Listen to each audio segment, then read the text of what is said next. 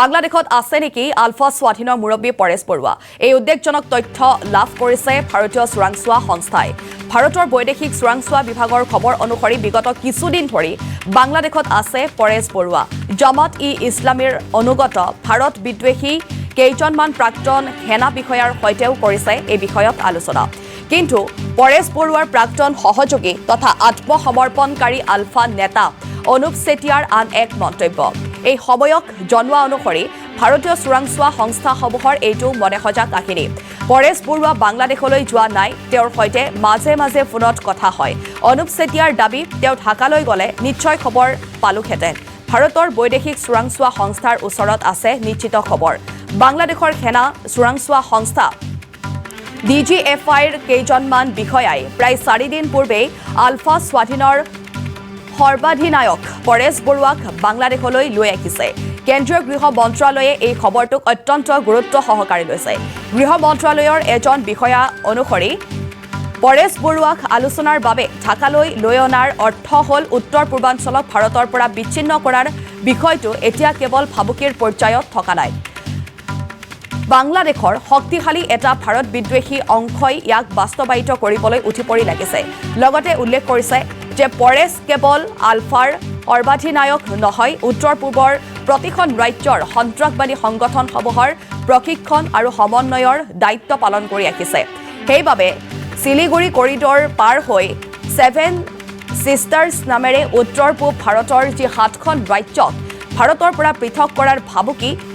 বাংলাদেশৰ কিছু প্ৰাক্তন সেনা বিষয়া আৰু ইছলামিক উগ্ৰপন্থী সংগঠনসমূহে দিছে তাক বাস্তৱায়িত কৰাৰ উপযুক্ত লোক হ'ব পাৰে পৰেশ বৰুৱা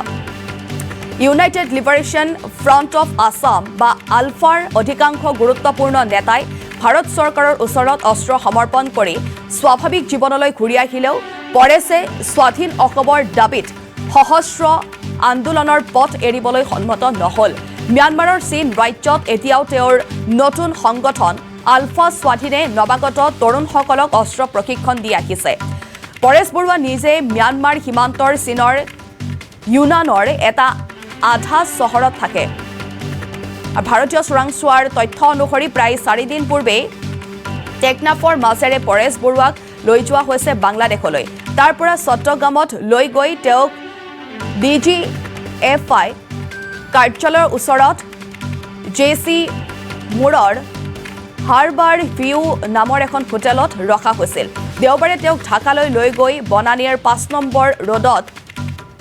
DGFIৰ নিৰীক্ষণত থকা এটা নিৰাপদ আশ্ৰয়স্থলীত ৰখা হৈছে তাত বৰুৱাই সাক্ষাৎ কৰিছে আমি জনাই গৈছো যে শেহতীয়াকৈ যেনেকৈ খবৰো লাভ কৰা গৈছে যে তাত বৰুৱাই সাক্ষাৎ কৰিছে গোলাম আজমৰ পুত্ৰ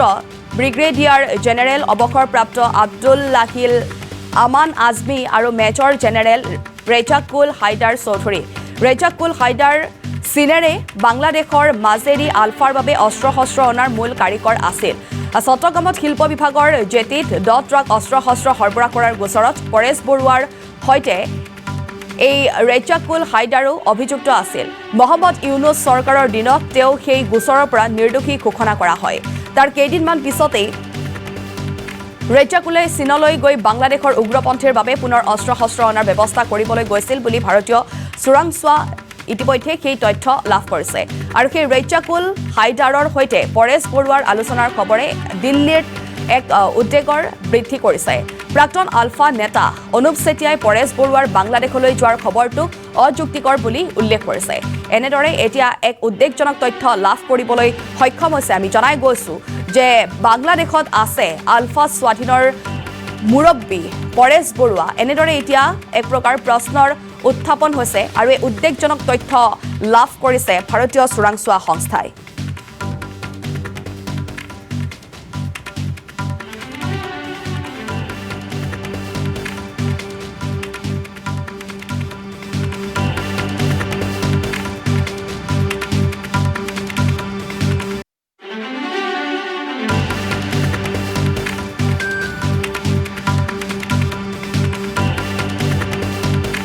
এই মুহূৰ্তত বাংলাদেশত আছে নেকি আলফা স্বাধীনৰ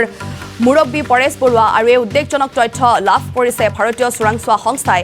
ভাৰতৰ বৈদেশিক চোৰাংচোৱা বিভাগৰ খবৰ অনুসৰি বিগত কিছুদিন ধৰি পৰেশ বৰুৱা বাংলাদেশতে আছে আৰু এই মুহূৰ্তত আমি অধিক তথ্য জানিবৰ বাবে আসাম টক্সৰ মুখ্য পৰিচালন সম্পাদক প্ৰাঞ্জিত শইকীয়াৰ সৈতে ফোনযোগে সংযুক্ত হৈছোঁ। প্ৰাঞ্জিত শইকীয়া, আপোনাৰ ওচৰলৈ আহিছোঁ পোনপটীয়াকৈ। বাংলাদেশত আলফা স্বাধীনৰ মুৰব্বী পৰেশ বৰুৱা আছে নেকি? এই কথা কিমান দূৰ সত্য? এক উদ্বেগজনক তথ্য যিহেতুকে লাভ কৰিবলৈ সক্ষম হৈছে ভাৰতীয় চোৰাংচোৱা সংস্থাই। প্ৰাঞ্জিত। হয়, এই মুহূৰ্তত এইটো এটা অত্যন্ত গুৰুত্বপূৰ্ণ খবৰ আহিছে যে আলফাৰ মুখ্য সেনাধ্যক্ষ পৰেশ বৰুৱা শেহতীয়াকৈ বাংলাদেশত প্ৰৱেশ কৰিছে। আমি জানো যে বাংলাদেশত যেতিয়া ৰাজনৈতিক পট পৰিৱৰ্তন হ'ল তাৰ পিছৰে পৰা ভাৰতৰ সৈতে বাংলাদেশৰ যিটো আগৰ সুসম্পৰ্ক আছিল, কূটনৈতিক সম্পৰ্ক, সেই কূটনৈতিক সুসম্পৰ্কটো কিছু পৰিমাণে নোহোৱা হৈছে আৰু মৌলবাদী কিছু শক্তিৰ সৈতে আৰু পাকিস্তানৰ সৈতে বাংলাদেশৰ ইউনুছ চৰকাৰৰ এটা সনাপিটিকা আৰম্ভ হৈছে। পাকিস্তানৰ সৈতে দহৰম বহৰম আৰম্ভ হৈছে আৰু তেওঁলোকে বিশেষকৈ ইউনুছ আৰু তাত কেইবাজনো মৌলবাদী নেতাই বিগত সময়ছোৱাত বিশেষকৈ উত্তৰ পূবক টাৰ্গেট কৰি ভাৰতৰ প্ৰতি তেওঁলোকে বিভিন্ন ধৰণৰ মন্তব্য প্ৰকাশ কৰিছে। শেহতীয়াকৈ বাংলাদেশত এটা ট্ৰেণ্ড চলিছে যে অসম তথা উত্তৰ পূবক ভাৰতৰ পৰা বিচ্ছিন্ন কৰিব লাগে, কাৰণ চিকেন নেক এটা মাত্ৰ 21 কিলোমিটাৰৰ এটা ভূখণ্ডই আমাৰ উত্তৰ পূবক ভাৰতবৰ্ষৰ সৈতে সংযুক্ত কৰি ৰাখিছে। চীনৰ সৈতে কথা পাতোঁতেই হওক বা পাকিস্তানৰ সৈতে কথা পাতোঁতেই হওক, সেই সুৰত কথা ক'বলৈ আৰম্ভ কৰিছিল মহম্মদ ইউনুছকে ধৰি তেওঁৰ মন্ত্ৰীসভাৰ ভিতৰে বাহিৰে থকা মৌলবাদী নেতাসকলে। সেই মুহূৰ্ততে এটা খবৰ আহিছে, অতি উদ্বেগজনক খবৰ, যে বাংলাদেশত প্ৰৱেশ কৰিছে যোৱা দেওবাৰে, আজি 4 দিন পূৰ্বে বাংলাদেশত প্ৰৱেশ কৰিছে আলফাৰ মুখ্য সেনাধ্যক্ষ পৰেশ বৰুৱাই। আৰু তেওঁ বাংলাদেশৰ চোৰাংচোৱা সংস্থা DGFI এটা দলে সীমান্তৰ পৰা লৈ যোৱা বুলি খবৰ আহিছে আৰু কোৱা হৈছে যে বাংলাদেশত তেওঁলোকে DGFIৰ সৈতে বৈঠকত বহিছে পৰেশ বৰুৱা আৰু চট্টগ্ৰামৰ এখন হোটেলত DGFIৰ কাষতে থকা এখন বিলাসী হোটেলত পৰেশ বৰুৱাক ৰাখি থোৱা হৈছে এই মুহূৰ্তত। আৰু বাংলাদেশৰ প্ৰাক্তন সেনা বিষয়া কেইজনমানৰ সৈতে তেওঁ বিভিন্ন ধৰণৰ বৈঠকত মিলিত হৈছে আৰু এই যিকেইজন সেনা বিষয়া, সেই সেনা বিষয়া কেইজন মৌলবাদী সংগঠনৰ সৈতে তেওঁলোকৰ সম্পৰ্ক আছে আৰু তেওঁলোকে 7 চিষ্টাৰ্ছক, শিলিগুৰি কৰিডৰৰ পৰা 7 চিষ্টাৰ্ছক বিচ্ছিন্ন কৰাৰ সপক্ষে মত পোষণ কৰি আহিছে। এতিয়া কথাটো হৈছে যে এই কথাখিনি কিমান সত্য সেইটোক লৈ এটা চৰ্চা আৰম্ভ কৰিছে, কাৰণ আমি জানো যে ম্যানমাৰত বেছ পাতি, ম্যানমাৰত এটা ঘাটি পাতি এতিয়াও পৰেশ বৰুৱাই তেওঁ স্বাধীন অসমৰ সংগ্ৰামখন চলাই আছে। পৰেশ বৰুৱা বাংলাদেশত প্ৰৱেশ কৰাটো অত্যন্ত উদ্বেগজনক খবৰ হ'ব পাৰে। এইকাৰণে হ'ব পাৰে যে বাংলাদেশ ম্যানমাৰৰ যিটো ভৌগোলিক অৱস্থান, সেই ভৌগোলিক অৱস্থান আৰু তাৰ ভিতৰৰ যিটো পৰিৱেশ আৰু শেহতীয়াকৈ ম্যানমাৰৰ যিটো ৰাজনৈতিক পৰিৱেশ, সেইটো আলফাৰ বাবে বহু পৰিমাণে সুচল হৈ থকা নাই। তেনে প্ৰেক্ষাপটত তেওঁলোকে যদি পূৰ্বৰ দৰে বেগম খালিদা জিয়াৰ সময়ত তেওঁলোকে যি ধৰণে বাংলাদেশত এটা ফ্ৰী মুভমেণ্ট পাইছিল, সেই ধৰণৰ এটা মুভমেণ্ট যদি পায়, সেইটো অসম তথা উত্তৰ পূবৰ বাবে অত্যন্ত ভয়ংকৰ কথা হ'ব পাৰে দিল্লীৰ দৃষ্টিত। কাৰণ পৰেশ বৰুৱা কেৱল আলফা, অসমৰ এটা সশস্ত্ৰ সংগঠনৰ নেতা বুলি ক'লেই ভুল কোৱা হ'ব। পৰেশ বৰুৱাই সামগ্ৰিকভাৱে নৰ্থ ইষ্টৰ, উত্তৰ পূবৰ অন্যান্য যিসমূহ বিচ্ছিন্নতাবাদী সংগঠন বা সশস্ত্ৰ সংগঠন, তেওঁলোকৰো এটা থিংক টেংক ৰূপে পৰেশ বৰুৱাই বা এজন নেতা ৰূপে কাম কৰে। সেই বিষয়টোলৈ চাই কেন্দ্ৰীয় চোৰাংচোৱা সংস্থাসমূহ অত্যন্ত উদ্বিগ্ন হৈ পৰিছে যে এই মুহূৰ্তত পৰেশ বৰুৱাই বাংলাদেশৰ DGFIৰ যিটো হেডকোৱাৰ্টাৰ, তাৰ কাষৰ হাৰ্বাৰ ভিউ নামৰ এখন হোটেলত বাহৰ পাতা বুলি কোৱা হৈছে আৰু দেওবাৰে তেওঁক এই নিৰাপদ স্থায়ী আশ্ৰয়স্থলীলৈ লৈ যোৱা হৈছে। যোৱা কেইদিনৰ ভিতৰতে, যোৱা 2 দিনৰ ভিতৰতে তেওঁ brigadier general retired Bangladesh army Abdullahil Aman Azmi আৰু মেজৰ জেনেৰেল ৰেজাকুল হাইদাৰ চৌধুৰীৰ সৈতে বৈঠকত মিলিত হৈছে। এই ৰেজাকুল হায়দাৰৰ বিষয়ে যদি আমি ক'বলৈ যাওঁ, আমি সকলোৱে জানো যে এটা সময়ত বাংলাদেশৰ কক্সবজাৰত বৃহৎ পৰিমাণৰ আলফাই অনা চীনৰ পৰা অনা বৃহৎ পৰিমাণৰ অস্ত্ৰ শস্ত্ৰ উদ্ধাৰ হৈছিল আৰু সেই অস্ত্ৰ শস্ত্ৰ উদ্ধাৰৰ গোটেই ঘটনাটো পৰৱৰ্তী সময়ত গোটেই গোচৰটো যেতিয়া তদন্ত হৈছিল, পৰেশ বৰুৱাক তাৰ আদালতে মৃত্যুদণ্ড দিছিল। এই ৰেজাউল হায়দাৰ যিজন ব্যক্তি বাংলাদেশ সেনাৰ তেওঁ সৈতে জড়িত আছিল, সেই ব্যক্তিজনৰ সৈতে পৰেশ বৰুৱাৰ দুদিন পূৰ্বে বৈঠক হোৱা বুলি কোৱা হৈছে। এই ৰেজাউল হায়দাৰ আছিল সেই সময়ত পৰেশ বৰুৱাৰ সৈতে একেলগে এই যিটো কনচাইনমেণ্ট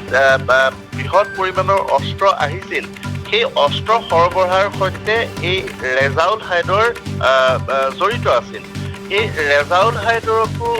তেতিয়া গোচৰ তৰা হৈছিল। ৰেজাউল হায়দাৰ আৰু পৰেশ বৰুৱাৰ মৃত্যুদণ্ডৰ দণ্ডাজ্ঞা দিছিল বাংলাদেশৰ আদালতে। ৰেজাউল হায়দাৰকো কঠোৰ শাস্তি দিছিল। কিন্তু পৰৱৰ্তী সময়ত যেতিয়া ইউনুছ চৰকাৰ তালৈ আহিল, ইউনুছ চৰকাৰে এই ৰেজাউল হায়দাৰৰ বিৰুদ্ধে যিসমূহ অভিযোগ আছিল সেই সকলোখিনি খালাচ কৰি দিয়ে, সকলোখিনি খাৰিজ কৰি দিয়ে। তেওঁ এতিয়া তাত সাধাৰণ জীৱন যাপন কৰিছে। সেই প্ৰেক্ষাপটতেই এনেই চাবলৈ গ'লে পৰেশ বৰুৱা এই মুহূৰ্তলৈকে বাংলাদেশত মৃত্যুৰ দণ্ডাজ্ঞাপ্ৰাপ্ত এজন ব্যক্তি। সেই দৃষ্টিকোণৰ পৰা অনুপ চেতিয়াইও কালি এটা প্ৰতিক্ৰিয়া প্ৰকাশ কৰিছে যে যিহেতু বাংলাদেশত পৰেশ বৰুৱাৰ মৃত্যুৰ দণ্ডাজ্ঞা বাহাল আছে, সেই মুহূৰ্তত তেওঁ বাংলাদেশলৈ যোৱাৰ ৰিস্কটো হয়তো নল'ব। কিন্তু যি ধৰণে এই বাংলাদেশৰ এই প্ৰাক্তন সেনাৰ সৈতে জড়িত বিষয়াজন ৰেজাকুল হায়দাৰক যি ধৰণে বাংলাদেশে ক্ষমাদান কৰিছে, সেই একেই ক্ষমাদানৰ আশ্বাস হয়তো পৰেশ বৰুৱাই পাবও পাৰে। আৰু তেনে প্ৰেক্ষাপটত পৰেশ বৰুৱা তালৈ গৈছে বুলি এটা খবৰ আহিছে। আৰু তালৈ যদি যায়, পুনৰ যদি বাংলাদেশত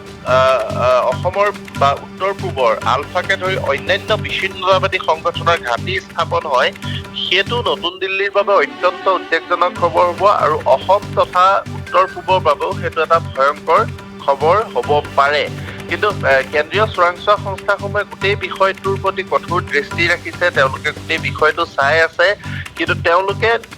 নিশ্চিতভাৱে ফৰ্মেলি একো কোৱা নাই। কিন্তু এটা কথা তেওঁলোকে সন্দেহ প্ৰকাশ কৰিছে যে বাংলাদেশলৈ পৰেশ বৰুৱা যোৱাটো হয়তো হয়েই, বাংলাদেশৰ পৰা তেওঁ কিবা এটা এছুৰেঞ্চ পাইছে DGSFে, আৰু সেইটোকেই তেওঁ বাংলাদেশলৈ গৈ এই চট্টগ্ৰামৰ হাৰবাৰ নামৰ হোটেলখনত বাহৰ পাতিছে। হয়, নিশ্চয়কৈ প্ৰাণজিৎ শইকীয়া সবিস্তাৰে এই খবৰ জনোৱাৰ বাবে ধন্যবাদ জনাইছোঁ। আৰু আমি আপোনালোকক জনাই গৈছোঁ যে বাংলাদেশত আছে নেকি আলফা স্বাধীনৰ মুৰব্বী পৰেশ বৰুৱা, আৰু এই উদ্বেগজনক খবৰ লাভ কৰিছে ভাৰতীয় চোৰাংচোৱা সংস্থাই। ভাৰতৰ বৈদেশিক চোৰাংচোৱা বিভাগৰ খবৰ অনুসৰি বিগত কিছুদিন ধৰি বাংলাদেশত আছে পৰেশ বৰুৱা। আসাম টক্স আপোচবিহীন অসম কণ্ঠ।